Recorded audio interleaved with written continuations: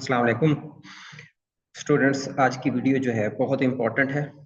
सबसे पहले आप लोगों से रिक्वेस्ट है कि ये वीडियो खासतौर पे फार्मेसी टेक्नीशियन फर्स्ट ईयर के स्टूडेंट्स के लिए, और जो सब्जेक्ट है वो अनाटमी एंड फिजियोलॉजी।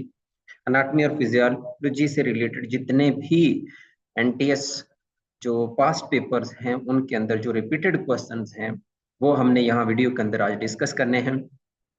वीडियो को जितना हो सका शॉर्ट बनाने की कोशिश करेंगे, और ये क्वेश्चन जो है इतने इम्पोर्टेंट हैं, जो बच्चा फॉर एग्जांपल क्लासेस ले रहा है या नहीं ले रहा, उन सब के लिए इक्वल इम्पोर्टेंस रखते हैं।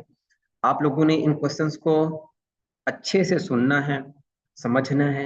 यहाँ वीडियो में मैं थोड़ा सा स्पीडली इसको एक्सप्लेन करने की कोशिश करूंगा। बाकी आप लोगों ने यही क्वेश्चंस जाके बुक के ऊपर खोल के वहां से स्टडी करना है। एमसीक्यूज के लिए वहां बुक को रीड करना है।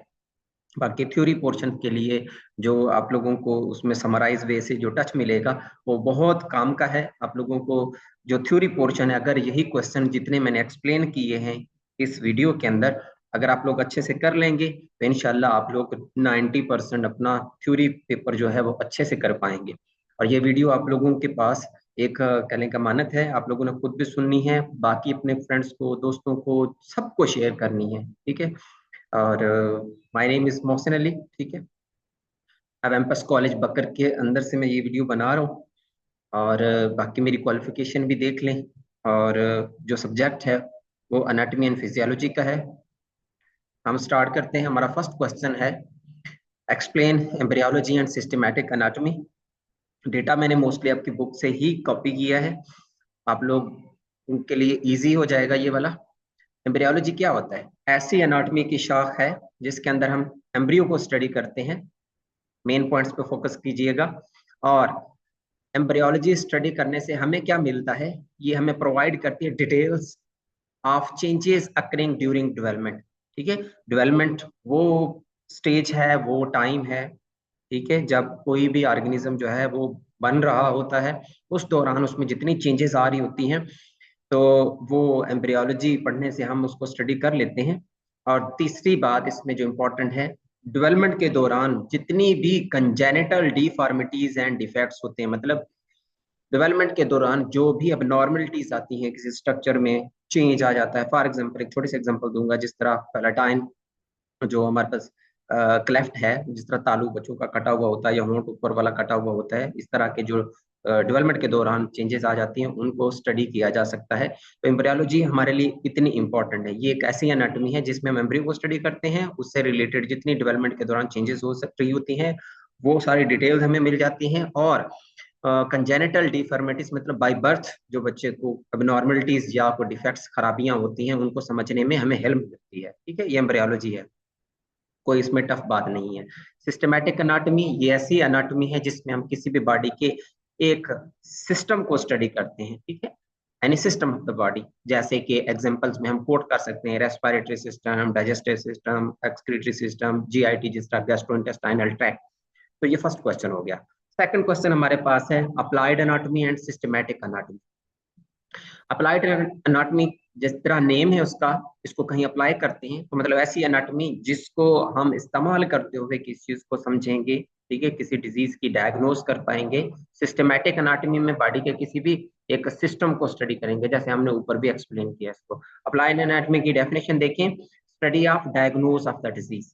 ठीक है, ऐसी अनाटमी की ब्रांच है। जैसे कि नीचे एक डायग्राम दी गई है, वो एक्सरे को, ठीक है, एनालाइज करें तो ये हम इसका इस्तेमाल करते हैं जिससे हम किसी भी बॉडी के स्ट्रक्चर को देख के स्टडी कर पा रहे हैं। तो ये अप्लाइड एनाटॉमी। और क्रॉस सेक्शनल एनाटॉमी, अब वहां पे मिस्टेक हुई, क्वेश्चन में हमने सिस्टमैटिक एनाटॉमी लिख दिया है, तो ये क्रॉस सेक्शन एनाटॉमी है। तो क्रॉस सेक्शन एनाटॉमी में क्या होता है, किसी भी बॉडी को पार्ट को हम स्टडी करते हैं, चाहे इंटरनल एनाटॉमी या एक्सटर्नल एनाटॉमी की बात हम करें, लेकिन यहाँ पे हम इंटरनल पे ज्यादा फोकस करेंगे। ये देखें नीचे डायग्राम में है, तो ये देखें सेक्शन की गई है, मतलब कटिंग की गई, ऑपरेट किया गया और अंदर बॉडी का कोई भी ऑर्गन देखा जा रहा है। ठीक है, क्रॉस सेक्शन कहते हैं किसी चीज को एक कट करना, ठीक है, और उसको अंदर से देखना। तो बॉडी के किसी भी अगर हम पार्ट को अगर स्टडी करते हैं तो ये क्रॉस सेक्शन एनाटॉमी कहलाएगी। तो दो क्वेश्चन हो गए। नेक्स्ट हमारे पास थर्ड क्वेश्चन जो बड़ा इंपॉर्टेंट है। हमने ह्यूमन स्केलेटन वाला एक चैप्टर पढ़ा है, उसके अंदर एक क्वेश्चन पूछा गया था अपर लिम्स का। लाजमी नहीं है कि आप कहें कि सिर्फ यही क्वेश्चन आएगा, नो, लोअर पार्ट लिम्ब का भी आ सकता है, ठीक है, बॉडी के किसी other, for example skull bones या फेशियल बोन्स के बारे में क्वेश्चन आ सकता है। तो ये क्वेश्चन रिपीटेड है इसलिए हम इसको एक्सप्लेन कर रहे हैं। फोर आर्म, आर्म और हैंड, ठीक है। तो ये हमारे पास फोर आर्म का जो पोर्शन है वो कहाँ से कहाँ तक शुरू होता है, उन्होंने लिखा हुआ है आपकी कंधे शोल्डर वाली जो हड्डी होती है वो स्कैपुला होती है। वो जो बोन है स्कैपुला बोन से ये स्टार्ट होकर एल्बो बोन्स तक जाता है, एल्बो तक, जॉइंट्स तक। तो ये पोर्शन फोर आर्म का कहलाता है। और इसके अंदर जो बोन आती है हमारे पास, ठीक है, इससे पीछे फॉर एग्जाम्पल स्कैपुला से लेकर, तो वो बड़ी बोन जो एल्बो तक आती है ह्यूमरस बोन आती है, ठीक है। तो ये हमारे पास अपर लिम्ब में लॉन्ग बोन है, ये याद रखिए, नेम जरूर याद रखना है। डायग्राम में आप लोग देख सकते हैं ये वाली बोन्स की बात हो रही है, ठीक है, ह्यूमरस बोन, ठीक हो गया। नेक्स्ट हम इसमें मूव करते हैं आर्म के ऊपर। आर्म्स जो है उसमें रेडियस और अल्ना आ रही है, ये वाली जो दो बोन है एल्बो से नीचे, ये कार्पल की बोन्स तक, आपकी रिस्ट जो, ठीक है, जो कलाई है वहां तक। तो इसमें वो कहता है कि ये लार्जर रीजन रीजन है, रीजन मतलब वो एरिया को बोल रहा है, उस जगह को। इसमें रेडियस आती है और अल्ना, ठीक है, एक दूसरे के वो अपोजिट है। आपने पोजीशन जरूर डायग्राम में देख लेनी है। नेक्स्ट आपके जो कलाई के अंदर बोन्स होती हैं 8 होती हैं, जिनका नाम कार्पल होता है, ये जरूर याद रखिएगा। नेक्स्ट आपकी पाम जो हथेली है, उस हथेली के अंदर जो 5 फिंगर्स के पीछे 5 फिंगर मतलब 4 फिंगर एंड 1 थंब, तो उसमें 5 मेटाकार्पस आती हैं। और जो फिंगर्स हैं या हमारा थंब है उसके अंदर जो बोन्स हैं वो 14 हैं, तो ये फ्लेंजेस कहलाती हैं। तो टोटल अगर आप काउंट करेंगे, ठीक है, अपने शोल्डर से लेके अपने हैंड की कह लें कि फ्लेंजेस तक, तो आपको तकरीबन यहाँ पे 30 बोन्स दिखने को मिलेंगी। तो ये हमारे पास अपर पार्ट की बोन्स हमने डिस्कस कर ली। नेक्स्ट हमारे पास फोर्थ वन क्वेश्चन है, बड़ा इंपॉर्टेंट है और सिंपल तरीन है। देख लें, वो क्वेश्चन आए हुए हैं, मैं बार बार रिपीट करता हूँ, वो क्वेश्चन जिनको आप इजी समझ के लॉन्ग क्वेश्चन, ठीक है, कंसीडर ही नहीं करते, आप छोड़ देते हैं, वही क्वेश्चन लॉन्ग बनते हैं। इसमें देखिए उन्होंने सेल की टाइप्स पूछी हुई हैं और कोई से दो आपने इनमें से एनी 2 ऑफ देम, तो आपने उसमें से उसको डिस्कस करना है। जैसे कि सेल क्या है, आप लोगों ने बचपन से पढ़ा है कि basic structural and functional unit है बॉडी का। हमारे पास 2 मेजर पार्ट है एक सेल के। एक सेल बनाना हो तो उसमें एक साइटोप्लाज्म चाहिए। साइटोप्लाज्म पोर्शन के बारे में हमने डिटेल से पहले पढ़ रखा है कि सेल के अंदर पाया जाने वाला जो लिक्विड पोर्शन है, जिस जो उसको हम साइटोसोल बोलते हैं, प्लस उसमें इंक्लूड कर दें बाकी ऑर्गेनेलीज, यूकैरियोटिक सेल के अंदर जिस तरह बाकी ऑर्गेनेलीज हैं न्यूक्लियस को छोड़ के, तो वो साइटोप्लाज्म कहलाता है। एक न्यूक्लियस भी डबल मेम्ब्रेनस बाउंड्री ऑर्गेनेली है, जिसके बारे में हम देख रखा है कि ये सेल का कंट्रोल सेंटर होता है, बाकी डिटेल में हम नहीं जा रहे। तो हमारे पास टाइप सेल्स की हैं, तकरीबन हमारे पास 5 टाइप डिस्कस की गई हैं, जैसे नर्व सेल्स हैं, मसल सेल हैं, कनेक्टिव सेल हैं, इम्यून सेल हैं, ब्लड सेल हैं। तो हमने इनमें से कोई से 2 सेल को एक्सप्लेन करना है। हमने इसमें से सबसे पहले मसल सेल को एक्सप्लेन किया हुआ है। जो मसल सेल होते हैं उसको मायोसाइट्स बोलते हैं, साइट सेल के लिए वर्ड यूज होता है, और मायोलॉजी से निकला है, मसल की स्टडी को बोलते हैं। मसल सेल को मसल फाइबर भी बोलते हैं। ये जो मसल सेल होते हैं ये मिलके मसल टिश्यू बनाते हैं, ये सॉफ्ट टिश्यू होते हैं, ठीक है, एनिमल बॉडी के अंदर। जो मसल सेल होते हैं ये, इसमें क्या चीज मौजूद होती है, प्रोटीन के फिलामेंट्स होते हैं। फिलामेंट्स मतलब धागे की तरह, थ्रेड्स की तरह साखते हैं, अगर आसान, ठीक है, भाषा में आप लोगों को समझाऊं तो। नेक्स्ट, इनमें कुछ कंट्रैक्टिंग प्रोटीन्स होती हैं, यही जो प्रोटीन्स हैं एक्टिन और मायोसिन, यहाँ नेम नहीं राइट किए गए, आप लोगों ने याद रखना है। तो मसल्स जो कंट्रैक्ट रिलैक्स करने की सलाहियत रखते हैं, तो उस वजह से इनकी लेंथ और शेप भी वेरी करती रहती है, उसमें भी चेंजेस आती रहती हैं। तो ये सिंपल सी एक्सप्लेनेशन थी। जो मायोसाइट्स होते हैं ये भी 3 तरह के हैं, जिस तरह smooth muscles cell, cardiac muscle cell, skeletal muscle cell, ये आप लोगों ने भी इनमें डिफरेंस भी याद रखना, ये क्वेश्चन भी बन सकता है, ठीक है। स्मूथ मसल जितनी भी बॉडी के अंदर बंद नालियां हैं, ठीक है, जैसे कि ब्लड वेसल्स होगी, आपकी खुराकी नाली होगी, आपका स्टमक हो गया, कोई भी, ठीक है, एंडोमेट्रियम यूट्रस के इनसाइड हो गया, स्टमक के इनसाइड हो गया, ठीक है। तो इन सब में स्मूथ मसल मिलते हैं जो ऑटोनोमिक नर्वस सिस्टम के अंडर काम कर रहे हैं। स्केलेटल सिस्टम जो है ये बॉडी के जो वॉलंटरी कंट्रोल होता है, आपकी कॉन्शियस मूवमेंट्स होती हैं, उसको उसके जो जितने भी मसल्स हैं वो स्केलेटल मसल्स हैं। कार्डियक मसल हार्ट के मसल्स को बोलते हैं, ये भी इनवॉलंटरी होते हैं। तो ये हमारे पास ऐसे ही हमने उसकी मायोसाइट्स की टाइप्स लिखती हैं, ठीक है। नेक्स्ट नर्व सेल्स को एक्सप्लेन करती हैं, ये दूसरा सेल है जिसको हम एक्सप्लेन करने जा रहे हैं। नर्व सेल्स को न्यूरॉन्स भी बोल सकते हो अपनी लैंग्वेज में। ये बेसिक स्ट्रक्चरल और फंक्शन यूनिट है नर्वस सिस्टम के, ठीक है। इनकी बिना पे जाके नर्वस सिस्टम बनता है। ये न्यूरॉन्स होते हैं, बड़ी टाइप्स के हैं, जिस तरह sensory neuron, motor neuron, inter neuron, आप लोगों ने ठीक है बेसिक पढ़ रखा है। और आप इसको इस तरह भी एक्सप्लेन कर सकती हैं, these are the basic information processing unit of the nervous system. ठीक है, ये भी एक लाइन लिख सकते हो, आपकी मर्जी है। नेक्स्ट, इनके रिस्पॉन्सिबिलिटी क्या है, ये जिम्मेदार किस चीज के हैं, किस फंक्शन के जिम्मेदार हैं, ये कंडक्ट करते हैं नर्व इम्पल्स को। नर्व इम्पल्स मतलब एक सिंपल सा आप कह लें कि एक इलेक्ट्रिकल इम्पल्स है, मैसेज है जो स्टार्ट होता है। तो ये फॉर एग्जाम्पल आपने टच किया है तो वहां पे एक्चुअली आइंस जो होते हैं, वहां पे चार्ज होते हैं, वो इनवर्स होते हैं। ठीक है, रेस्टिंग मेम्ब्रेन पोटेंशियल से एक्शन मेम्ब्रेन पोटेंशियल में मतलब डिपोलराइजेशन होती है। ये बात आपको समझ ऐसे नहीं आएगी, बस इतना याद रख लें, नर्व इम्पल्स पैदा होती है। ठीक है, नेक्स्ट, हमारे बॉडी के अंदर नर्वस सिस्टम के अंदर न्यूरॉन्स की क्वांटिटी मतलब तादाद लिखी गई है 10 की पावर 12, मतलब ट्रिलियन। ठीक है, 12 ट्रिलियन न्यूरॉन्स होते हैं। ये याद रख लीजिएगा, एमसीक्यूज के लिए इंपॉर्टेंट पॉइंट है।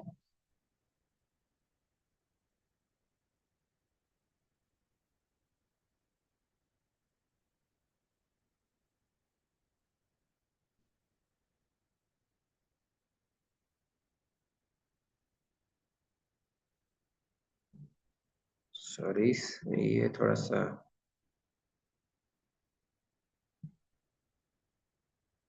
रिपीट हो गया, आप लोगों को फायदा हो जाएगा, आप लोग इसको कहीं पे भी स्टॉप करके इसका स्क्रीनशॉट ले सकते हैं। जी, न्यूरॉन का स्ट्रक्चर थोड़ा सा एक्सप्लेन किया गया है यहाँ पे। ठीक है, न्यूरॉन के स्ट्रक्चर से पहले भी हमने कुछ चीज मिस की है यहाँ पे। जो न्यूरॉन्स हैं उनके फंक्शंस, उनकी स्पेसिफिक एक्टिविटीज, मतलब ये रिसीव करते हैं स्टिमुलाई को, स्टिमुलाई यानी चेंज कहते हैं, बाहर से आने वाला। फॉर एग्जाम्पल टच रिसेप्टर है तो वो फॉर एग्जाम्पल बाहर से प्रेशर या उसको रिसीव करेगा, हीट रिसेप्टर है तो वो हीट को, एनी चेंज इन एनवायरनमेंट वो स्टिमुलाई होते हैं उसको रिसीव करते हैं, जिस तरह सेंसरी न्यूरॉन्स होते हैं। फिर ये जनरेट करते हैं नर्व इम्पल्स, ये भी आप लोगों ने पहले पढ़ रखा है, डेफिनेशन में डिस्कस कर दिया था हमने। फिर उस नर्व इम्पल्स को ट्रांसमिट करते हैं एक न्यूरॉन से दूसरे न्यूरॉन्स में, मतलब इफेक्टर्स की तरफ, ठीक है, रिसेप्टर से लेकर इफेक्टर्स की तरफ जाते हैं। ये इफेक्टर्स हमारे पास मसल भी हो सकते हैं, ग्लैंड भी हो सकते हैं। बाकी इनका स्ट्रक्चर की बात करें तो 3 मेन पार्ट्स होते हैं, सेल बॉडी, एक्सॉन और डेंड्राइट्स। ठीक है, ये स्ट्रक्चर के अंदर, और सेल बॉडी या सोमा या पेरिकोरियोन इस पे, ठीक है, सेल बॉडी के ही अदर नेम्स हैं, ये स्ट्रक्चर है। नेक्स्ट हमारे पास जो फिफ्थ क्वेश्चन है, that is also very important question. ठीक है, ये क्वेश्चन रिपीट हुआ है, लिम्फेटिक सिस्टम के फंक्शन पूछे गए हैं।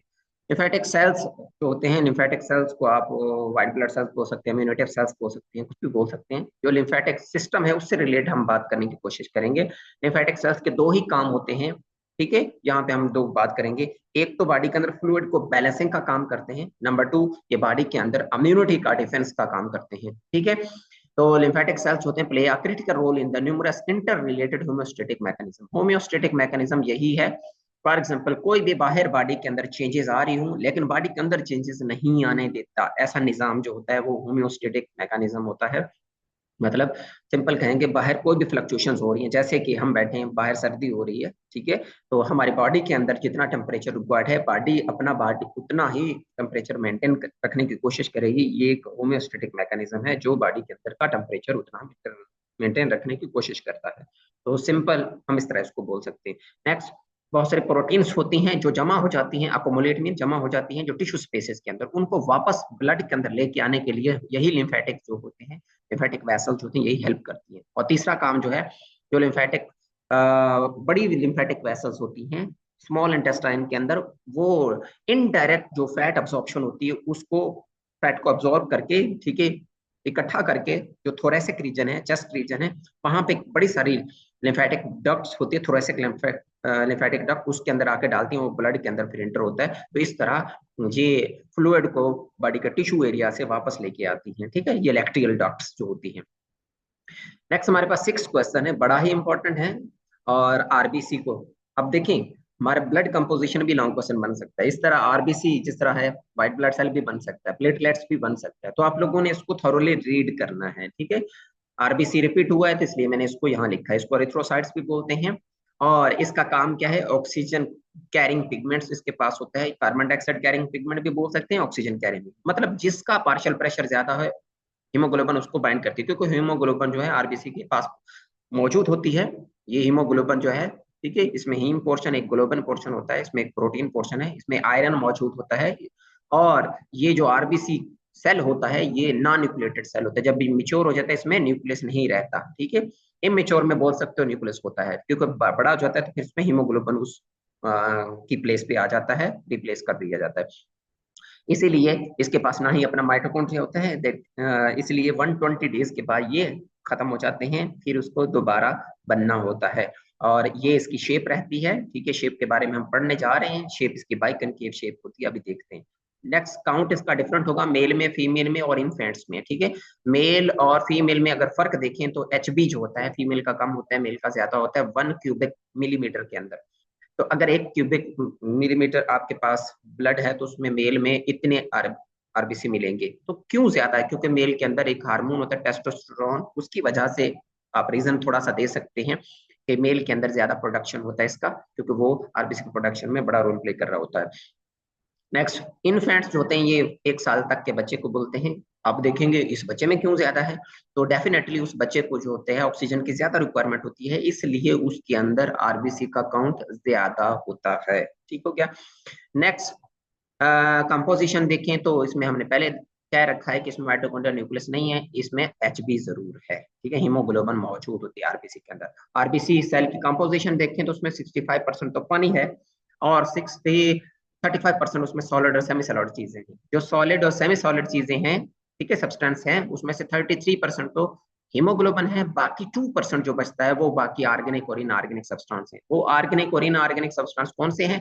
वो यही प्रोटीन्स, फास्फोलिपिड्स हैं, कोलेस्ट्रॉल हैं, यूरिया है, क्रिएटिनिन है, अमीनो एसिड्स हैं, इस तरह की, ठीक है। नेक्स्ट, हमारे पास इसी का आरबीसी का शेप दिखाया गया है, देखें टॉफी की तरह है सेंटर से, और आप उसको साइड से देखें तो डंबल शेप भी दिखता है, और इसकी डायमीटर लिखा हुआ जरूर देखिएगा इसको।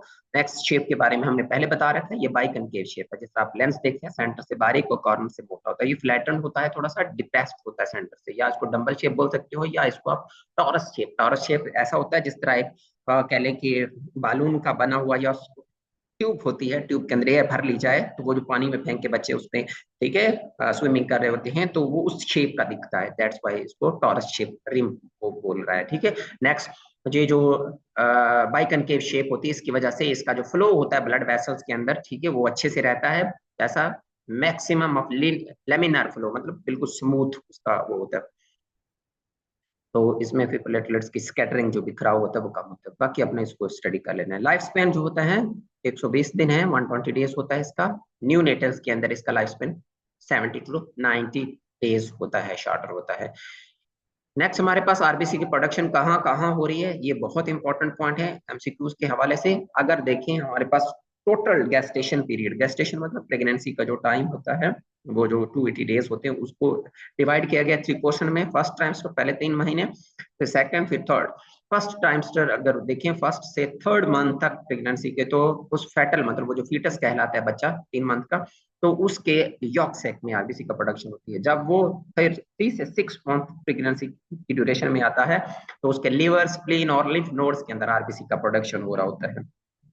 यूं ही वो इससे भी कह ले के नेक्स्ट मूव करता है 6 से 9 मंथ तक, तो फिर उसकी जितनी भी बॉडी के अंदर बोन्स हैं, उन बोन के अंदर जो बोन मैरो हो, हड्डियों का जो गुदा है, वहां पे आरबीसी की प्रोडक्शन होती है।